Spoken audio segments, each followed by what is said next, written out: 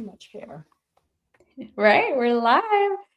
I'm so excited. Thank you for joining us and welcome if you're watching live or watching the recording. Hi, everyone. I'm Lindsay Benitez, founder of Lindsay B Coaching and a certified coach and speaker with a mission to empower leaders at all levels to redefine what success means, build and embrace their authenticity and confidence, and actively design their dream careers and lives. And in this LinkedIn Live series, which I've been doing for almost a year now, I am bringing fellow founders, first generation trailblazers, and just incredible leaders that have inspired me throughout my journey that I know will inspire you. So it was no question that I had to talk to Diana Bernal, who we'll be speaking to today. Welcome, Diana. So happy you're here. Thank you. And thank you everyone for watching as I fixed my hair because I realized I was a little stuck there. So yeah, you're really getting the behind the scenes with Diana and Lindsay.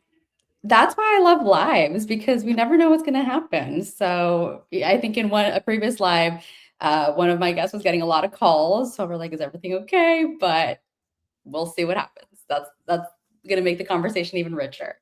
Okay. But to introduce you, Diana, Diana is the author of Career with Intention, your guide to find the clarity, confidence, and courage for your next move, which I have right here. And I'm so excited we're going to talk about.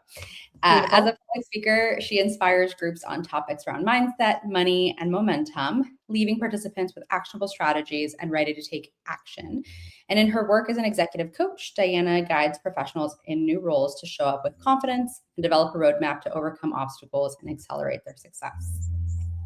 So I'm going to jump into the first and most important question that I ask anybody I speak with, whether it's during these lives or during any workshops or coaching sessions. How are you today? And don't just say good, fine, or busy, because everybody says that. How are you really feeling?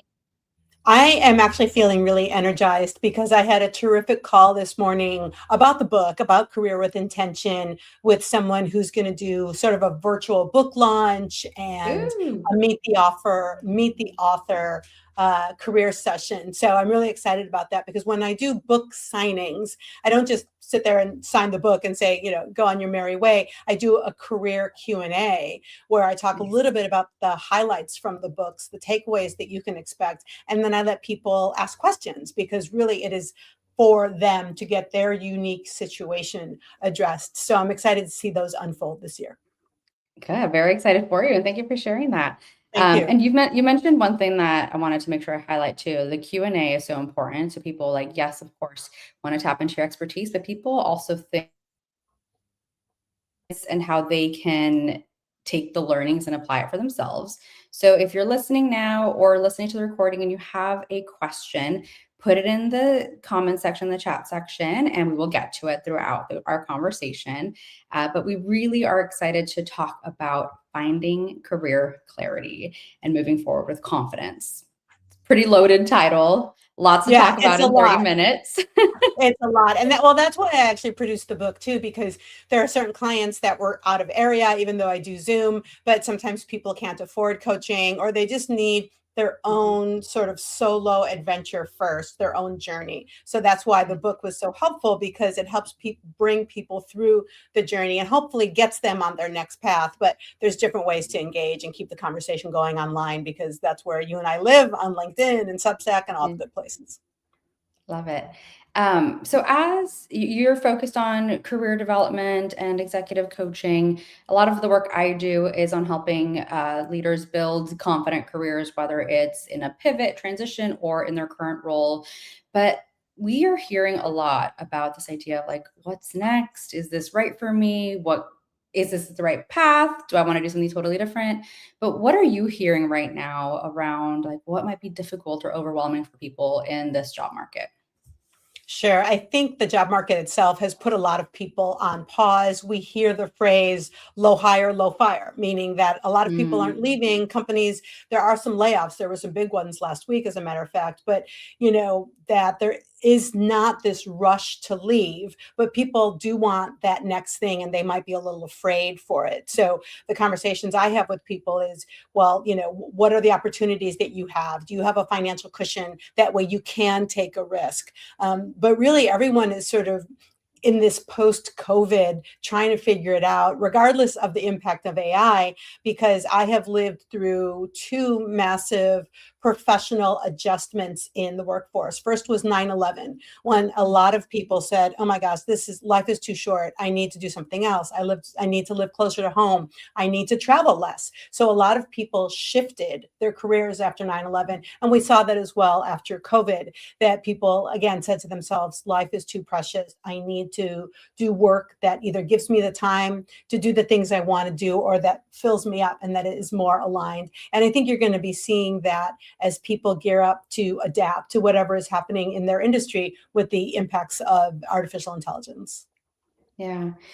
And thank you for sharing that. And jumping off on that too, a lot of what I'm hearing are a lot of stories which stop people, right? Like the story Mhm. around AI is going to take away roles, or the job market is just so tough, don't even try, or I don't even know what I want next, so why bother? Like there's a lot of that Mhm. storytelling. And that's a lot of what I focus on, the communication that we kind of have internally and externally. But a lot of times we just stay stuck in the story without even trying. So whenever I hear people say Mhm. things like, why bother? The job market's just tough. Mhm. Yes, Mhm. but we don't know Yeah. what others are doing. What are you doing about it? What are you doing to get that clarity of what comes next? So we're talking about this idea of like confidence, getting clarity, like really understanding what it means to make intentional career decisions instead of reactive ones. But how can people start to move like away from those stories and what they're hearing and actually move towards action? Like what are you finding for people that's helpful? Yeah, I encourage people to look at the what if. What is that what if idea that you've had in the back of your mind that keeps coming up for you, but you put it back? Well, I don't have time to start that business because I have kids, or I don't have time to go for that promotion because I'm finishing my graduate degree or something. But what are the things that keep coming up for you that you are curious about? And pay attention to that, because at the end of the day, it's going to keep coming up for you until you solve for it. And you're going to solve for it from one of two ways. You're going to act on it, or you're going to ignore it, and then you're going to retire at 67 and wonder what if. And that is a big Mhm. no for me. I don't want you to retire with regret. I don't want you to wonder, what if I would have moved to Los Angeles, or what if I would have taken that other job? So I always encourage people to just follow their curiosity and explore it. You might say no. You might say, you know what? I looked into that and I don't want to do that, or I don't want to make that move. And that's fine. But at least then you can sleep at night knowing that you explored that idea and it was not right for you.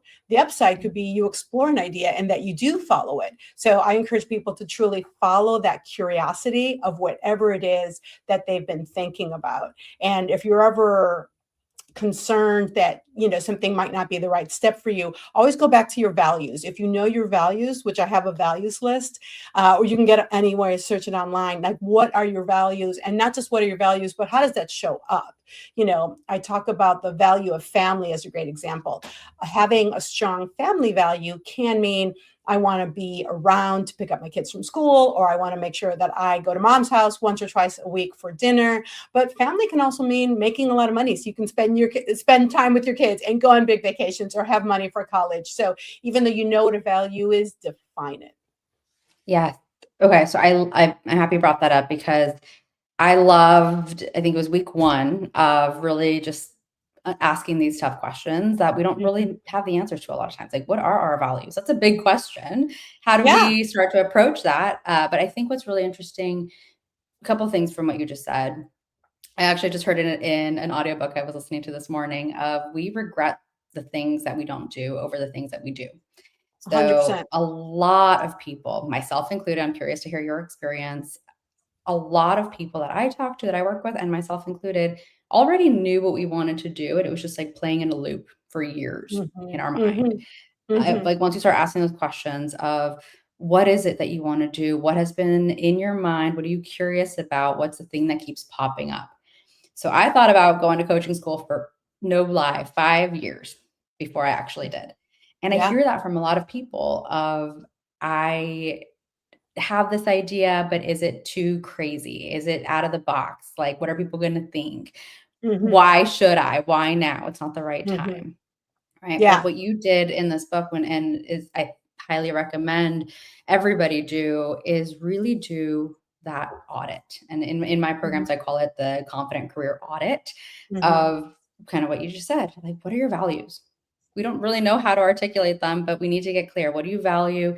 What are you good at? What are you still learning? What do you not want to do? Because that kind of audit around our self-awareness is rare to do. So why was that important for you to start with, that self-awareness, that understanding, like what's important for us? I was really lucky. Right out of college, I started working for a few years in human resources, and then I started applying for jobs, for new jobs, to sort of move on because I had been at this place for a while. And it was a career coaching seminar that I went to that taught me these skills, how important it is to look at my unique skills and interests, not just, oh, I'm good at recruiting. It is that I anticipate problems. I'm great with my clients, sort of the soft skills that we take for granted. So I think because I've lived it and I've made 2 career pivots, I'm kind of evangelical about it. I made changes, I took a pay cut, and I felt better for it. So one of the things that the other people say, you've got people who are afraid and, I'm not sure what to do, or maybe that's not the right time, or maybe it's not the right step, you don't know. Then I also speak to other people who make a change or perhaps become self-employed. And then they, like me, say, I wish I would have done this sooner. And I do. I wish I would have gone out on my own a few years sooner. I do appreciate the experience that I had over these years, working for really big teams, going through big changes, helping companies grow, and organizing people. And all of that was key to my experience. That's what makes me successful in coaching. But I am grateful that I got out there. Yeah. And I think you called that out in your book too, of when you pivoted from HR to fundraising, people were like, oh, I want to change too. Or Oh, all of a sudden you became the Yes, I was this receptacle for their deepest emotions and fears. And this one guy, I'll never forget, he said, yeah, I've got like 5 careers that I want to tackle. I'm like, well, then why are you talking to me? Go out there and get on it. But I think a lot of people at work, because we don't talk about these things at the office, they have other ideas, and it's okay. I mean, a lot of times we were raised to think that, okay, I'm going to be an accountant for 30 years and maybe I won't work for the same company, because that doesn't happen very often anymore. It still can, but they don't necessarily think that they're going to do something different. And it's being able to say, you can pivot, you can do different things, and look at examples of other people and how it worked out for them is the message we need to get. We need to get that narrative out there. That way other people see that it is worth it if that's what you want to do. That visibility is huge. Like when people see others make the pivot, make the change, they're like, ooh, they did it. Maybe I can too. And when I made my pivot, I heard that a lot. Like, I want to do that too. I'm like, I don't recommend, my path is a little different. I quit with nothing lined up, which I do not recommend, but it was necessary for my journey. And I think when people see these kinds of stories, your story, my story, and many others that make these types of pivots, we're called brave, we're called inspirational, but really it's a reflection of they also know that something needs to be different. But it's that fear in between, or, I mean, this is my question for you. Like, what are the things in between that stop people from acting on what they already know they want? Yeah, it's the second question. And let me explain what I mean by that. You have to ask yourself, what is really the underlying concern? It's not the first thing. Like a lot of people will say money. I'm not sure if I can make as much money if I switch jobs. But what really is behind that concern about money? Do you need to talk to your partner? Do you feel awkward about this conversation? Is there a power dynamic with your partner? Maybe your partner doesn't work and maybe you would like them to work or go from part-time to full-time, so that way you can make a shift, and you're afraid of that conversation. You're afraid of talking to mom, saying that this degree that you helped me get, you supported me along the way, guess what? I'm going to stop that and I'm going to open a flower shop, and you're afraid of what your family is going to say. So it's really digging deep, because it's never just that superficial answer. It's the question underneath it. What is really the true concern? And that's why in the book, I have people journal a lot, because I know you and I are big fans of journaling and what that can reveal. And by the way, I was listening to the Brene Brown, Adam Grant podcast, which I'm sure you are too, The Curiosity Shop. And when they advocated for journaling, I felt so, vindicated that, one of the things that I not only do I advocate for, but I actually just put out this book, which is a guide and a journal, had been celebrated as well. So people really need to dig deep, because it's never just that first answer of what is your concern. It's something a little bit deeper. Yeah. And this is a PSA for journaling, because there's a lot that happens in our mind, and we can't find that clarity until a lot of times we put pen to paper, or if you're more techie, want to type your notes out, whatever it is. But we really need to take out what's just sitting in here and swirling and make sense of it. So journaling for me definitely has been extremely therapeutic, extremely helpful in seeing the things that I keep writing over and over. So one of the things that, and I'm curious to hear if you've had anything like this too, but I found myself consistently writing in my journal, I'm meant to do something different. This isn't it. And there was that theme that kept coming up. So reviewing these patterns for years, that I'm like, okay, time to change. And we don't really change until we're really tired of something, or something becomes more, the barometer, I kind of call it, is like the helpful, hurtful barometer. If all of a sudden your job or career is hurtful and no longer helpful, that's when people usually make that more dramatic pivot, like I did. So I think there's so many steps before that to get that clarity. What you just said of understanding your skills, what do you like, what are you good at, what are the things you're curious about, and your values. That's the first step of gaining that clarity for what that right fit is that we're always looking for. And I would encourage people to think about, what are you jealous about? Who are you jealous about? Because when you see someone else going out on their own, or you see someone making a shift, a change, and it doesn't have to be a big change. Sometimes it could just be changing from one department to another, or from going from one type of company to a different one, but still doing the same thing. Any type of change to, just sort of spice things up a little bit. If you find yourself getting jealous of other people, I think that's a strong indicator where you need to then pay attention. What is it that you're jealous of? That they were able to break free of this big bad company, or that they were doing something closer to home, or what was it that you felt jealous of?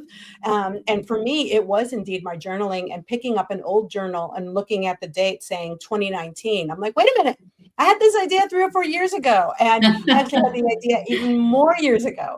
And then, my daughter was born. So there are different things, different indicators in our life. And I think it's paying attention. And that's where the journaling can be helpful, which is also just a form of meditation. If you are someone who, I'm trying to meditate in the morning, 10 minutes, not always successful, but at least 10 minutes. And journaling itself is a form of meditation, but you have to quiet the mind to be able to pay attention to those signs. And sometimes they're physical signs. Like if you're working and you get that email from someone and you're like, that's a sign. But if you get an email, or you see something on LinkedIn or Instagram that entices you, pay attention. But we have to be in tune to what our body is telling us, to look for those cues and follow that lead. Yeah, that's huge. I think I read somewhere, jealousy is really just a self-reflection of what we wish we could do. And there's a lot of times where we think like, oh, they must have just a different type of skill set or confidence, or must be nice that they have a partner, or they have that skill, or they had that introduction, right? We start to think that, but really there's so much data in there. Like, when I love that you said, like, notice those moments, because that's a lot of data around what do we actually want? What are the stories that we're telling ourselves of what's possible, that upper limit that, I love the book, The Big Leap, because we all have an upper limit that we've also created of what we think is possible for ourselves. Yeah. And it's up to us to unpack that, because if we don't do it, no one's going to do it for you. No one is going to knock on the door and say, hey, here's this new career that we think would be great for you. No one's going to come and say, hey, here's this new business that I really, but so many people are waiting for that. I know. And the big phrase that goes out loud a lot, especially for women, is no one is coming to save you. And I wasn't ever expecting anyone to save me. But I knew it was in my hands. And again, working in human resources, be responsible for layoffs. I'd see people who had to leave the company with their banker's box and their stuff inside. And, that's tough. And corporate America isn't going to be there to support you. Corporate America is not going to be there at your funeral. Corporate America is not going to celebrate your 50th wedding anniversary or your 50th birthday. Your friends and family are. So how do you get more of that? And by the way, I want to say thank you. There is someone in the LinkedIn chat that wrote that they got the book and they haven't read it though. So thank you. I hope you enjoy it. And message Diana when you do read it, so you can Yeah, share let me your know what you learnings. Love it. As we started to talk a little bit about kind of the stories and what stops us, right? There's so much in between. We have these ideas of what we want, or what we think we want more of, or what we know we want less of, but it's the fear of change, the fear of what people are going to say. And another big storyline that I hear a lot is, well, I'm just not confident enough. So I'm curious, when you hear something like that, or you're kind of coaching somebody through, how do you define confidence? Like what would you respond to that if somebody just says, I'm not confident enough to make that change, to make that pivot, to take that class, to ask for that raise? What do you say? Yeah, I think first we have to distinguish between confidence and ability and to know everything. Like if you're going to be an accountant and you want to go for a new job, I just need to be confident enough that I can do the job. I'm not going to know everything, especially on the first day and the first month. I'm not going to know everything about that company or about those clients, but I have confidence in myself that I can figure it out. So confidence is just being able to know that you can do something and that you will figure it out. And then I encourage people to look back at their wins of any size to see how you have done things.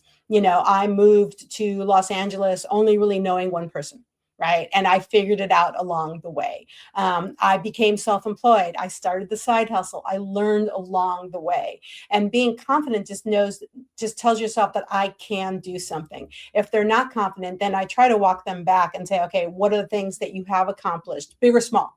Doesn't matter. It could be losing 10 pounds. It could be going on a date. It could be asking someone out. It could be anything. And that's why, like you said, with the journaling, I think it's so important. And I encourage people, and that's part of why the book has pages in it, to write out their accomplishments, their wins, things that can remind them that they are capable of doing the thing. And then hopefully little by little, they start to take on more things, try new things, and realize, you know what? Either I figured it out, or I didn't know, but I survived. And then you do the next thing, whatever that is. So just go step by step. Beautiful. Just to kind of double down what you just said, the way I love to define confidence with my clients or anyone I come across, or for myself, is confidence is the willingness to try. And a lot of times we're like waiting for that confidence, like one day it'll come and it'll just be like handed over to me. But what you just said about that, I keep calling it an audit because that's how I call it, but that, the list of what are we celebrating? What are the hard things that we've accomplished? What have we done already? Just writing all of that down already gives us that boost of confidence and awareness of what we've been capable of and what we're still capable of and can do more of. And I think that's a really cool exercise. Yeah. Go ahead. This concept of readiness. You are never 100% ready. Was I 100% ready to go out on my own? Were you? I don't know. I did it. You could always have more time, more money in the bank, more knowledge, but eventually you got to get out from behind the screen and stop doing the research and get out there. And that is the only way to learn and to get these wins if you are in these interactions. Yeah. We started to touch on this, but if someone's listening today that's like, yeah, this is nice, but I'm still feeling stuck, or I don't know where to start, or, it just feels so big to move into this next step. Like, what's one question they should ask themselves? What's one small thing they can do or reflect on?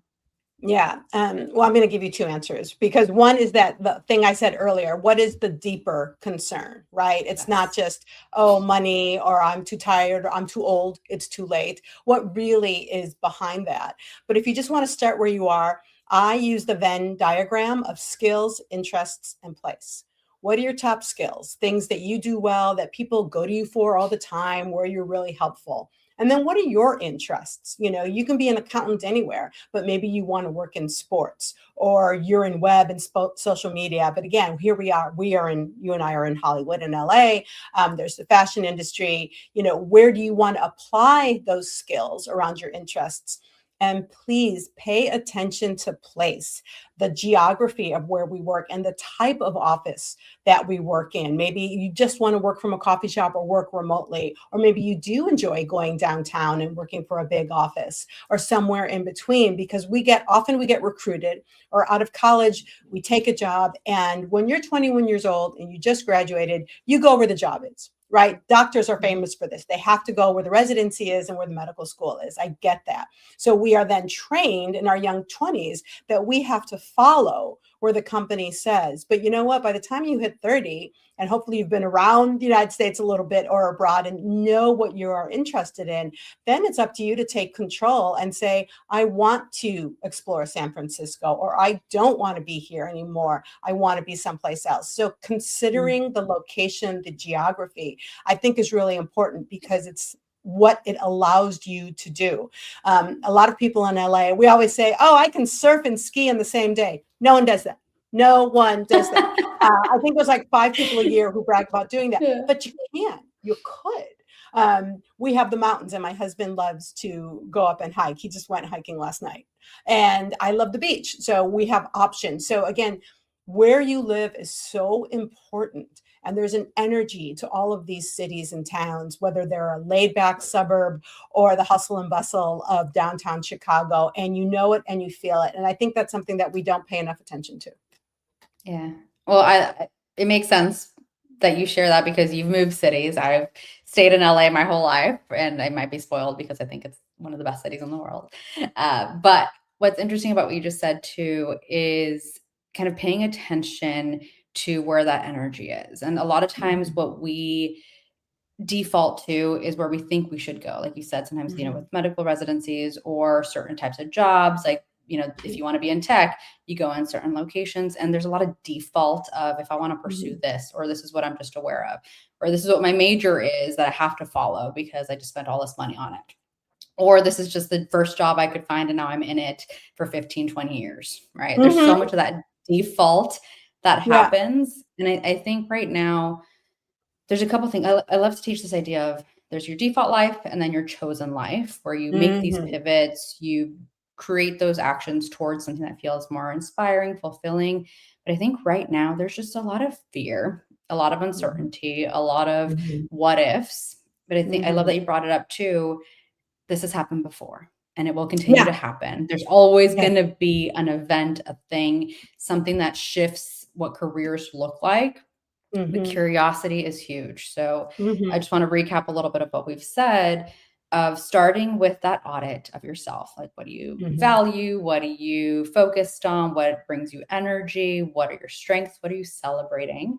What do you want less of is huge. Yeah, for sure. I mean, go ahead. A lot of people, that's a place to start. You may not know what you want, but I guarantee you know what you don't want. So start there. If it's easier to flip the script and start saying, well, I don't want to commute anymore, or I don't want to be far away from family, whatever that is, then that is at least a starting point. And to your point earlier, Lindsay, about the uncertainty of the business world, again, we have to worry about what we can control.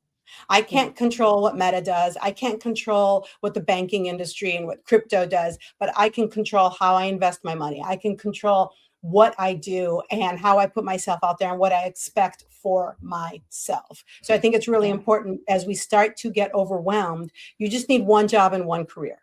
That's it. And that one career might be the multi-hyphenate. I know a lot of people are talking about how the gig economy is not going away anytime soon. And you might have this career where, I know one woman who's a photographer and a coach, and another woman who, just has different things going on. She does this type of coaching and she does writing. So that's okay. And if that's what fills you up and pays the bills, then that's worth exploring. But focus on what you can control, and don't let the drama bring you down. I love that. I want to come back to that really quickly, because step one, we said That self-awareness, not common to do, important to do. Mhm, Step 2, the mindset, the stories. What are we telling ourselves about? I love mhm, what you said of find that second question of what mhm, is the true fear that's underlying? What is really mhm, stopping us? What are the stories we're telling mhm, ourselves? And then really from there, it's finding that you're like, how are you going to build confidence and redefine what comes next? The mhm, multi hyphenate piece is so interesting. I want to put a finer point on that because there's so many jobs out there that did not exist 5, 10, 15 years ago. no, And there's no. going to be so many new careers and so many ways to make money. We need money. It makes the world go round. But there's so many ways that we can create something new. I think where we get stuck is we just haven't seen it before. So we have Mhm, no idea what's possible. We have no idea what can come next for us. But we can't even get there if we don't have those first steps of our mhm, self-awareness, our stories, some action so we can learn mhm, more of what we want to do and not do. And then mhm, make sure that you're empowered to make choices. We can't just mhm. sit and complain about our careers that we hate and, why not? Why me? Why am I doing this? Yeah. What are we doing about it? And knowing that there's so many other types of roles that we can create that have not even been invented yet and are waiting for you to invent if you're willing to make that one small move moving forward.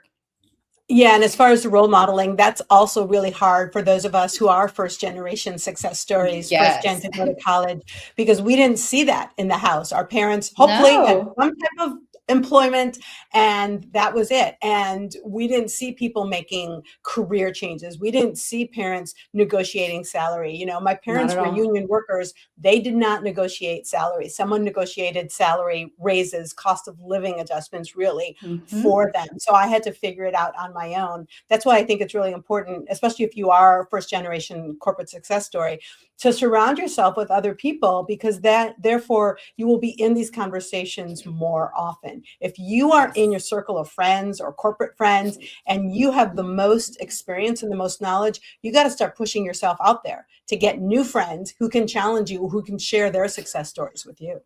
Yes, 2 parts to that, so true. We don't know what's possible. A lot of times we're the ones creating it for the first time in Mhm. our families and anyone that we're surrounded by. So we have to surround ourselves with people that scare us a little, that, are influential, that, we feel like we're learning so much more of. Like we can't be the smartest person in the room. We have to find different Mhm. rooms. So that's No. huge. The second one that I love reminding myself too is if you want something you've never had, you have to be willing to do things you've never done. So Mhm. there's so much of, again, yes, there's uncertainty. Yes, but what if it doesn't work out? What if it does? Right? What if We it are does? first gen, we're creating something new. It's scary, but then we can share these kinds of stories to see what's possible. I love Yes. learning from Diana to see what's possible with books. And I love what you wrote here too, by the way. It says, Lindsay, I'm looking forward to your book next. We'll see. I didn't Yes. know it was possible, but we'll see. But those are the And I kinds didn't of know it was moments where we possible need to either until surround I us. figured it out. So, no, I I love it. appreciate that. And what you hit on, and I think we're on time here, is Yeah. you have to get comfortable being uncomfortable.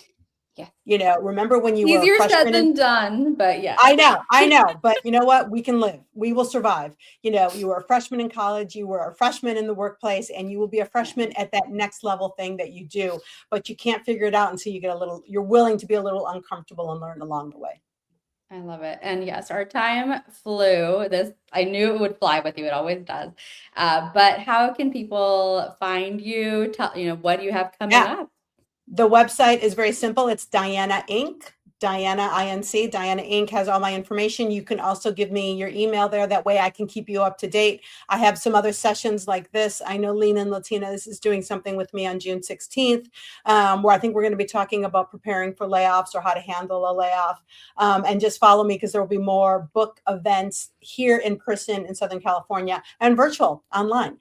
You can get the book at Amazon. It is Career with Intention. I think there it is. It's so pretty. I love it. And I hope it's helpful. And you can message me on LinkedIn. And congratulations on this, your everything that's coming. We were talking about you celebrating and taking some time with your family to celebrate because it's very important. But if you have any questions for us after you hear this or anything that sparked, reach out to Diana. You can reach out to me. We both are here to support your journeys and creating whatever you want to create and what comes next. So add them into the comments, reach out. We'll put our contact information in the comments. But Diana, always so good to see you. Thank you for spending some time with me. Thank you. Thank you, everyone, for tuning in. I appreciate it. Bye. Okay. Bye-bye.